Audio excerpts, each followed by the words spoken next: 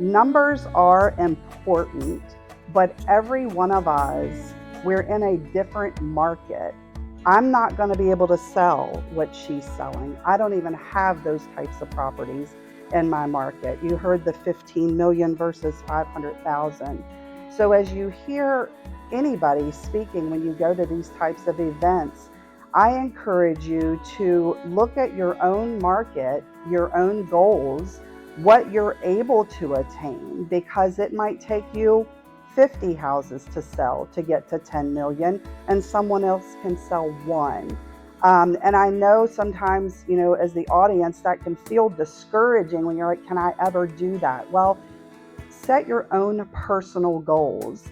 And so as you set that personal goal, I feel like one of the things with regards to people that has really, as I've advanced in my career, I don't feel like I'm middle age. I just turned 56 on Friday, but Saturday actually. I guess I'm getting middle age. I don't even remember the day.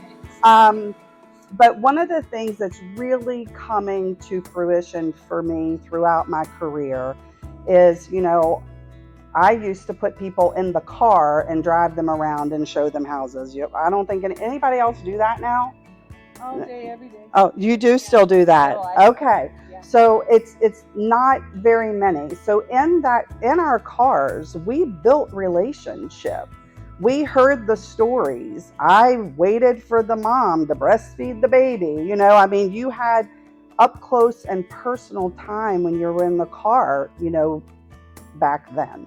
And then with sellers, as I think about that, and I now only work with sellers.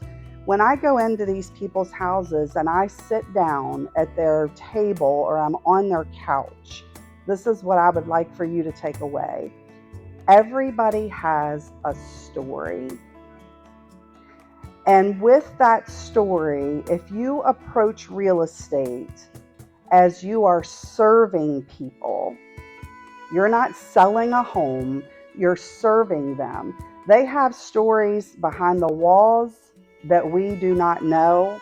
Some of them, all of us have experienced, I'm sure, they're going through a divorce. They're moving because they want to be closer to the grandparents, so it's a joy that they're moving. Maybe it's a death, and we don't know what's going on. So when you serve others, your numbers will increase. And when they can trust you and they see that you're consistent, even after the sale. So I have a lot of systems in place on my team. And when we make a sale, we don't quit following up with people. The service continues, and we have community. I had 5 community events every year to give back. Right now, we're in the midst of a coat drive. So my folks that are local, they're still hearing from us. They are seeing that we care. And that continues to build that trust and the consistency of the follow-up. And what comes with trust? People want to send you referrals, which is going to help your numbers grow. And then I think as well is just a matter of serving others. So often we get in our own way of what we want.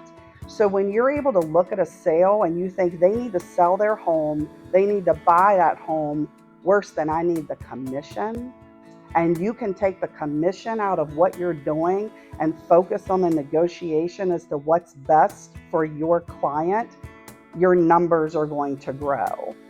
Continuing and creating relationship, whatever that looks like for you during the sale and after. And when you approach things from your why and you look at things from your why, that will also help your numbers to grow, because you then stay authentic to yourself. Just like these ladies were speaking of, they found their niche, and we can't do what everybody does. We're created. God created us all with our own strengths. Find your strength and then begin to serve in that manner. So